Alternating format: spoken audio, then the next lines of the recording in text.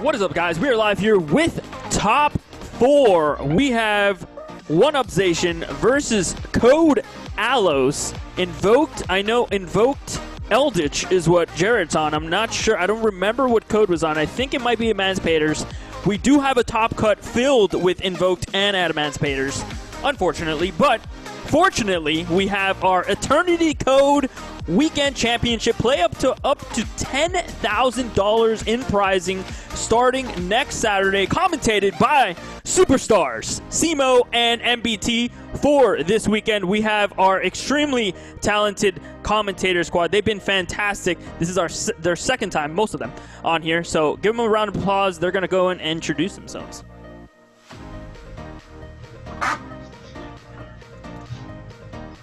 All right, we are back, and it looks like Code is on Adamancipator, which we've seen multiple times on stream throughout the weekend. Koty Angeloff has been a very, very popular person on stream against Jared Zimmerman's Invoked Eldlich.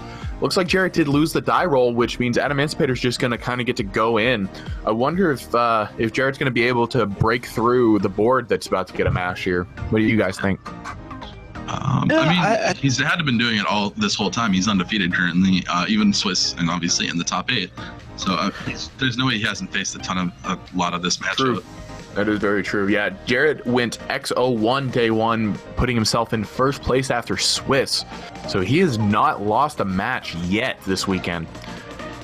It's going to be crazy. I mean, will Jared be able to show that Invoked Eldlich is actually the best route to play in this format, or is the champion himself going to get knocked down a peg here? That's the real question. I mean, we have seen Koty Angeloff doing well, though. Even against some of the better players, he's the one who knocked out Dominic Couch. So we know he is a solid player. Oh yeah, for sure. I mean, Jared is the first ever PPG circuit champion as well. So he's definitely a good player. We can't discount his ability here for sure. And he's, you know, he's my teammate, so I gotta root for him. So yeah, sure, but yeah, definitely checking out Dominic Couch is definitely nothing to slouch over either. So yeah, so we saw him met with an Ash, but it doesn't seem like, and they just keep playing through these hand traps. So I don't know. It's very true, and he does hit the Seeker off of the Raptite, meaning he's gonna get another attempt to special summon. I wonder if we're going to see what happened last round, where the Adamancipators just kept whiffing.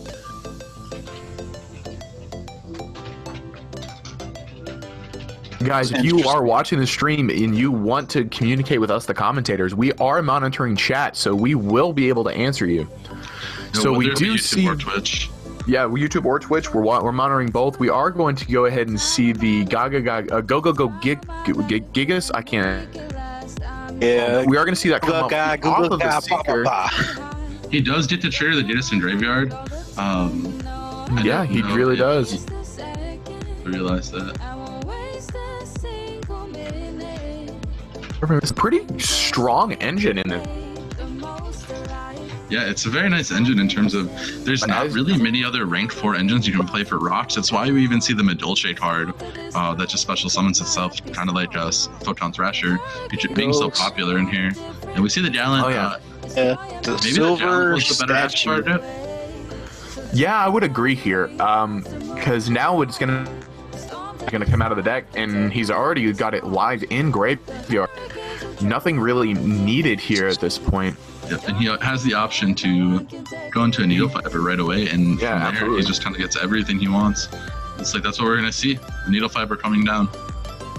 Oh yeah, for so sure. that's I don't know, because I think that stopping them as soon as possible might be a good route, but then at the same time, like, you just gotta hope that they don't have anything. So I think though, yeah, holding the Ash for the Block Dragon might have been better there though. Yeah, maybe, but I know that with Block Dragon, a lot of the time they find a way to chain block it. I almost want to say that Ash isn't really that good in this matchup overall, just because they play so many extenders that even an Ash Blossom on one thing isn't going to stop them. As we've seen, they continue to go off. I don't know that Ash Blossom is that good this format. Yeah, I think it's still one of those cards. You play it because it's going to hit everything. It's going to have its utility, but I think it's very dependent on when you use it for how strong it is. I think not using it on anything other than Block Dragon is pretty smart, unless they do have unless you believe they're going to run something that negates it. We're going to see the Appaloosa come down here, and it's going to be a little bit rough. Yeah, I mean, he still hasn't committed that Researcher, and I think he is the one that was on the TT statue that just special himself. So I believe so. So, chat on YouTube is asking, what happened to the Grand Maju deck? Did it bubble? Yes, it did. And then someone also asked if any rogue made it, and answer to that is no. No, it is. No, I'm pretty sure the whole top 8 was split between Adamancipator and Eldlich with just different variants. Saying that, I will have the Grand Maju players deck profile up on my channel within the next couple days here. Awesome. Look at you getting all the rogue stuff. I'll just have to get whoever wins. It's fine. Yeah. No, don't worry, guys. Rogue is going to come through next week because I'm going to be playing and I'm going to try to figure out how to crack these rocks. So I think one of the biggest issues right now we're seeing is with these smaller events, Rogue isn't usually consistent enough to stay X1, but it can sometimes just do better in the top cut where it's facing consistently the tier 1s. So absolutely. One of the things we might see is with a bigger event, rather than, I think this is only 70-something people, hopefully the Grand Championship will reach around 200 to 300. And at that point, we might see more Rogue cut into the top 32 rather than just being stuck in doing X1. All right, so that means you guys need to join into the next championship so we can have a lot of players. Absolutely. And if you are sick and tired of Adamancipator and Eldlich being at the top spots, find a way to break it. Get to the lab, figure out what you're going to do, and beat them. That's the only way that we're going to stop seeing is somebody come up with something that just beats both of these decks outright. I heard Dimension Shifter's pretty good. Yeah, I heard that card's pretty broken. And we saw that in the Grand Maju, guys. Yeah, the Grand Maju, guys. You guys got to watch that replay. But Dimension Shifter put in work in that matchup. Oh, it really did. That Grand Maju player was so close. But again, not enough Twitch Prime. If you ain't now your Twitch Prime. If you subscribe to twitch.com or .tv with your Twitch Prime, you can send power to the person you want to win the tournament. Whether it be Jarrett, whether it be Koty Angeloff, whether it be our 15-year-old German player that won on stream last round who was playing at table 2. Whoever you want to win will gain power by your Twitch Prime. So what better way? It's free. It costs you nothing. And guys, it works just like the Spirit Bomb. Yeah, exactly. So we did see that. Okay, here's the Union Carrier blocking with the Buster Sword. That's so strong. Mythyard, thanks for the raid, my guy. We're bringing in 68 people with them. Definitely a good boost for us. I mean, we're looking right now around 300, or with that raid, around 400 viewers now. So we're up from yesterday by 100, and we're just getting to see the top end players here doing well. We did even have some of the better players knocked out. I know Shannon Long, Dominic Couch, and Alice Davis, and Wesley Loveland and Shooping were all knocked out of the top 8, and they're not in here, which are all very well known. Like that just shows Jared you guys ended up playing both Dominic Couch and Elise Davis and knocking them both out of the running for top 8. Yeah, incredibly good. Are you sure it was? Oh, Jared didn't take out Dominic. Sorry, I apologize. That was a different tournament. It was Koty Angeloff here that took him out. Yes. Koty Angeloff knocked him out round 1, and then he took another L in round 2 and dropped. So there's that. And then I believe Jarrett did take out Alice, and then was it Shu Ping that he also knocked out? I don't know that he played Shu Ping. I think that was one we didn't actually feature. He did knock out the Grand Maju player. So Kamara, thank you for the follow. And we see Eldlich going through here. I don't believe we're going to see him. See, now the thing about it is the extra deck isn't necessarily what Jarrett needs to break this board. It definitely hurts that he can't use the extra deck, but I don't know that it's going to be just completely a blowout here. Yeah, because as we see, they play extravagant, so they don't really care too much about it unless it is the Invoke variant of it. But even still, okay, so that will turn off his Alistair plays, so that's pretty decent, actually. I want to ask, what is the Buster Sword equipped to? Actually, I don't know, because I don't think they said it. It is probably the Borreload Savage. Savage is the only lethal target on board for it. Yeah. Okay. How we know that? That answers someone's question. I am surprised he didn't go for a Master Arena play here, or just put the block dragon out too, just to try to see if his opponent would remove it. But it doesn't look like he had the graveyard set up for it, so he would have had advantage. Here comes the Magician Souls that we've been seeing played. Oh, but he is. I wonder if he's playing Apprentice Illusion Magician instead of the mana that we've seen. So, that's interesting. I think it's really interesting in these tournaments. We see a lot more creativity, especially with these expensive cards like Magician Souls coming out simply because normally they're just too expensive to run. Or for most people, it just creates such a big paywall for most people. Dropping $300 on your Golden Lords and then also having to drop $300 on Souls and then another $100 on the Invocations really would paywall this deck in a lot of tournaments where we wouldn't see as many people on it. But because there's no price cap online, we are seeing a lot more people running with these more powerful cards. Yeah, and that's another benefit to you guys as viewers who want to get into this. Like, you don't have to own 3 Lightning Storms. Just put them in there. I mean, it's all free, so. Yeah. Keaton Hall, thanks for the follow. Don't tell Konami. Hey, we're not allowed to say the K word on stream. So, looks like 96 doesn't do much here because, you know, met with Appaloosa in Savage. It's like, doesn't have many line of play here. Well, I'm not sure that we know the last card in Jarrett's hand. It may be something that we can actually do here. So we do see that both of the negates are gone.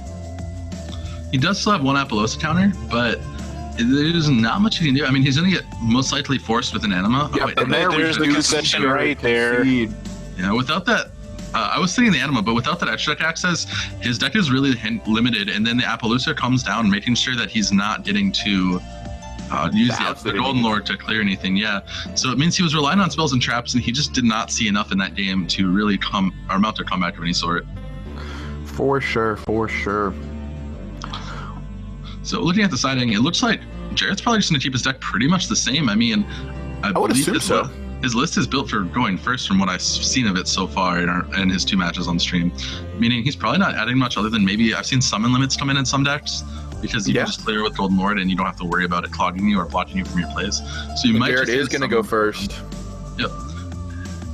Now, what are we going to see here is the real question. I mean, he's looking for a Souls. He's looking for a Magician Souls and a Cursed Eldland, and then an Alistair to start his game. Cursed Eldland. Well done. What a good opening there. Turn of the Pay 8 meme. Yeah, Pay 8 feel great. Now, if he activates a Stout alongside of it, he'll be in the money. Absolutely. He searched a Conquistador here, so... I mean, he might have either a Sanguine, because you don't really need the Golden Lord turn 1. It's just convenient to have it. Meaning he might just have a Sanguine in hand to set up for Conquistador being live. And he does have the Soul will come down. So that also could explain the Conquistador. He might be looking for an end phase search, meaning he could already have a Conquistador in hand. Yeah, that's true. That's not the right card. No. And misclicks do happen online, so... Yeah, can't hold them to other penalties for things to happen. I mean, I've even done it in real life before. I'm not paying attention. I grab the wrong card. Yeah, it happens. And that's the thing. A lot of people keep saying, I don't want to play online because it's like many errors. Oh, errors happen in real life too. The good thing about Dueling Book is that everything that you do, you have to manually say, I'm putting this card here. So as long as you know how to play Yu-Gi-Oh in real life, guys, you should be fine. So we do see him discard the Conquistador, meaning he was planning to search with it the whole time. He's in a really good spot right now.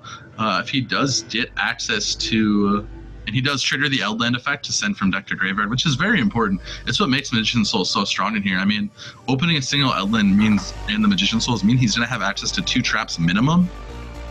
And with access to Meltdown, it looks like he'll be able to end on the standard board that they make right now, which is going to be the Alistair plus the Kalita. So really strong for him, and that's what he kind of wants to end on in this matchup, because with that in 3 sets, it's really hard for Adamancipators to break through. But they have to now. If we do see the Pankratops that we've seen come down in other matchups, it may be able to help him. He's still only allowed that 1 effect and 1 attack return, meaning the only thing he's going to be able to do until he clears that Kalita is remove that Kalita. He's going to have to deal with that to really make anything happen. True. He's stinking. Now, what we could see is we've seen main deck Lancia, but we also see that now that we're in game 2, Lancia may come in here because activating Invocation here would actually be turned off by the Lancia unless Jarrett actually has another Alistair in hand. They always do. They always do. They always do. They really do. But the Like you biggest either thing see here, all of your Alistairs and no Invocation, or all Invocations and no Alistair. That's just the way that it is. the biggest thing here though is that he's going to be turning off the traps if he does have the Lancia, and that's huge. Yeah. Not having that additional interaction could really kill him with how fast the Adamancipator deck can just extend. Well, here goes the Omirage Gardner combo play. I am surprised he's doing it this way, because it does mean he is susceptible to the Nibiru to some extent. Then That's true. Invocation drop into the field. I remember when this card came out, I called it Imbrocation because it's really nice that you can use your opponent's cards. But this combo with the Gardner is so perfect because it lets you get straight into Makaba without even trying. What I am surprised by here is that he did not go for the Alistair, the Meltdown Invoker. It does require you to commit into the Steer Gardner usually because you want that light in graveyard, but getting blown up by Nibiru wouldn't probably be the worst thing in the world, just because the Nibiru token is still a light, so he's still gonna be able to fit the Makaba down at least, and get a Toledo most likely off of it. So it's not the worst thing ever. Yep. So I had a question in chat as, do we think the meta will shift again once the paywall is back into effect because we're playing in person? I don't think it will, just because a lot of players have already started working on getting these cards while we've been in quarantine. I think what'll probably happen is we'll see a lot more Rogue show up, but I don't think the meta itself is going to shift. I think they're still going to see Adamancipator at the top tables, Eldlich at the top tables. These decks are still going to be around in mass, but we will see a couple of other decks sprinkle in here and there. I mean, the nicest thing for me is at events, you're not going to get Lightning Stormed as often. That's a big one. That's nice. No, I think I went to a regional right after the set drop that was Lightning Storm. I can't think of the name now. Ignition Assault. And I only got Lightning Storm by 2 separate people out of the 9 rounds I played, which was very nice. But having to deal with Lightning Storm was very scary overall in an actual match, but I was playing control deck, so that's probably why it was so scary. I played all of YCS Las Vegas, and I got Lightning Stormed 0 times. And you guys are lucky. You guys I mean, you only play 3 matches. It's not that hard. Oh, I didn't even play 3 games. I played I played a lot of 2 games. I 2-0'd a lot of my opponents. Oh no, I lost 3 games the entire day. I'm saying 3 matches. I'm saying that's next. You got next 3 drop. What are you talking about? Hey, I don't know. I went X11. All right. So we're gonna see his turn starting off here, and let's see what he's gonna do. But yeah, I don't know, guys who watch my blog, like, I always get crapped on by these random 1-0 cards or things like that. Somehow I still win, but it's just like, do they really have it every single time? So you guys are lucky to not have got Lightning Storm dropped on you when it first came out. It looks like he's gonna shotgun the Scarlet right here.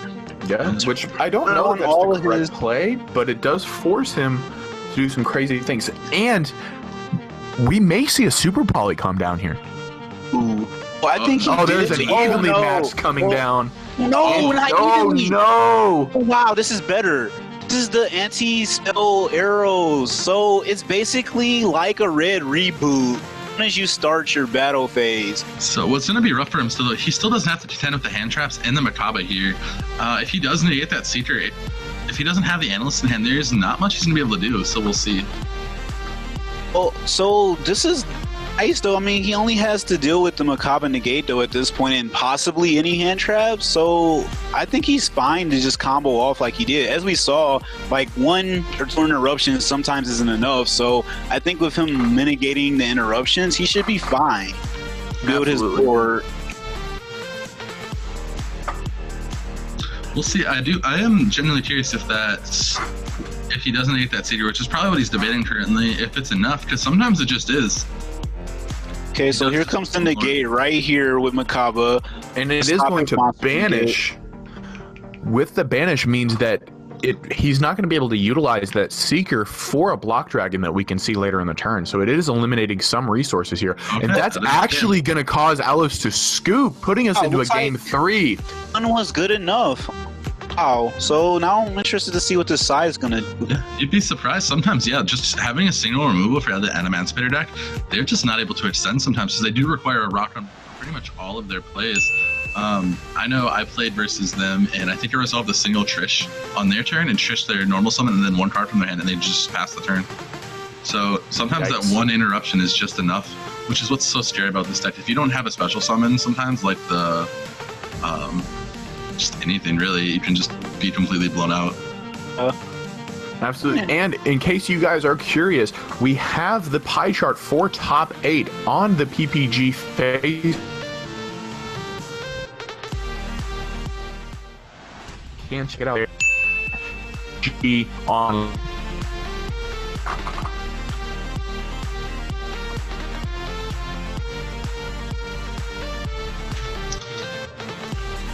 Is the pie chart on the...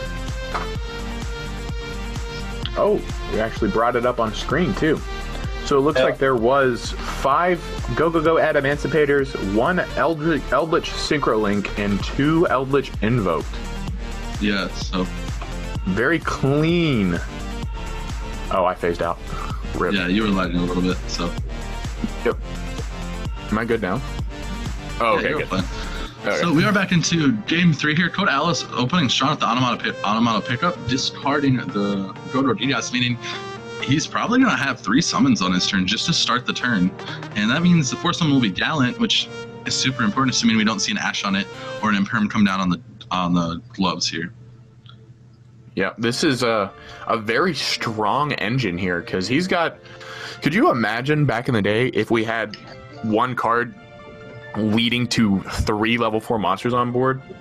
Yeah, I think that's the thing, like, different about Yu-Gi-Oh now is that so many cards do more. Like, it used to just be like, okay, 1 card have to do so much to gain and the game is slow, but now literally 1 card printing will have like 5, 4, 3 effects that lets you just do so much more now. Definitely. Absolutely. Just the entire powerhouse of the game has just gone up because cards like this are starting to exist and they're being printed more regularly. It's nice that we're getting diversified on a lot of archetypes, getting more support, but when decks like we're seeing a Gamma come down. Wow, that's but he nice. hard opened the driver, unfortunately, meaning he got 1 less card to utilize on his next turn. It's one problem with the card, but I mean, might be good enough here to like stop some of these plays, hopefully. Yeah. So if he plays the second one, I believe he's in the money, as they would say. Well, someone asked who's on commentations. I don't think we introduced ourselves this round, guys. So I am Jam1 from Jam1TCG, YouTuber, and Frog Master. You guys are? I'm King of Scrubs. I am the King of the Scrub Nation. I am also a YouTuber. We're doing some great things here. If you guys have not subscribed to all 3 of us, our links are on screen. Yep, and my name is Kyler. I'm also known as Dally in some of the communities. And my channel is No Tier Gaming. A lot of my content is pretty much just playing rogue decks. Check them out. Yep. So guys, hop on that subscribe button and hit the bell notification icon so you guys don't miss any totally awesome uploads. That includes all of the PPG stuff as well. Make sure you guys are subscribed to them and make sure you get notified so the next time we go live, you guys will know it's happening. We've got Pac-Man in chat right now. Pac, what's up? So it looks like he's gonna end his turn and start with an Alistair here, which is pretty decent. It looks like that Emma put in some work. Yeah, what's nice here for him though is that that Alistair, it's gonna shut off the invocation, any traps he wants to send to the graveyard, and any Dueling Lords. Meaning, even though he did only end on a Dweller, he is still kind of safe for now to not get killed because there's not gonna be multiple Alistairs to set up for a double invocation unless he's from field. And there's gonna be no Golden Lord coming back from the graveyard on this turn unless he gets the eldlich. The Sanguine was for next turn is the only thing that I can really see. They do have the spell that special summons from graveyard if he's able to get there, but it looks like it might just be a Macabre Pass coming from Jarrett, which wouldn't be the worst thing in the world, but it's definitely not what you want when you're playing this deck.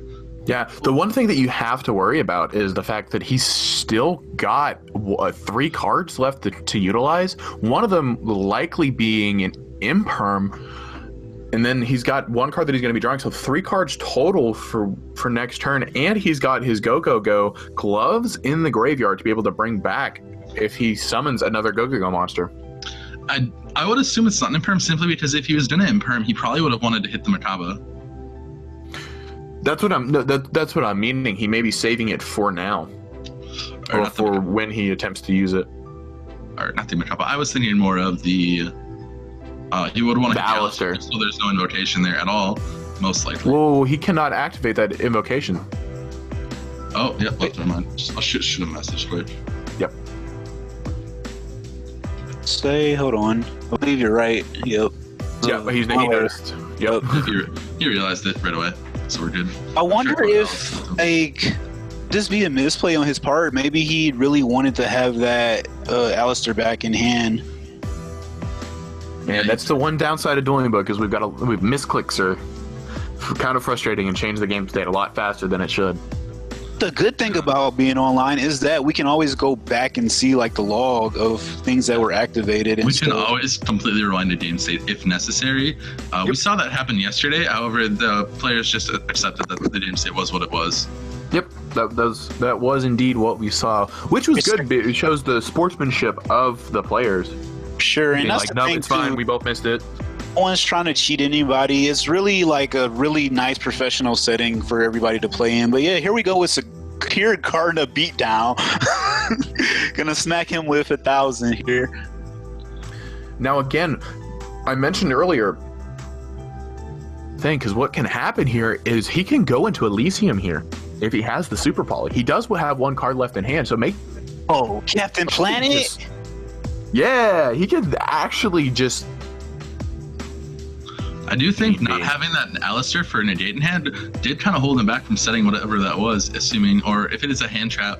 But it could always be a Golden Lord, which is something it could definitely be. About. But he might have committed it early on if he was worried for that back row. So I believe it's definitely most likely a monster because I think he really wanted to have that Alistair in his hand.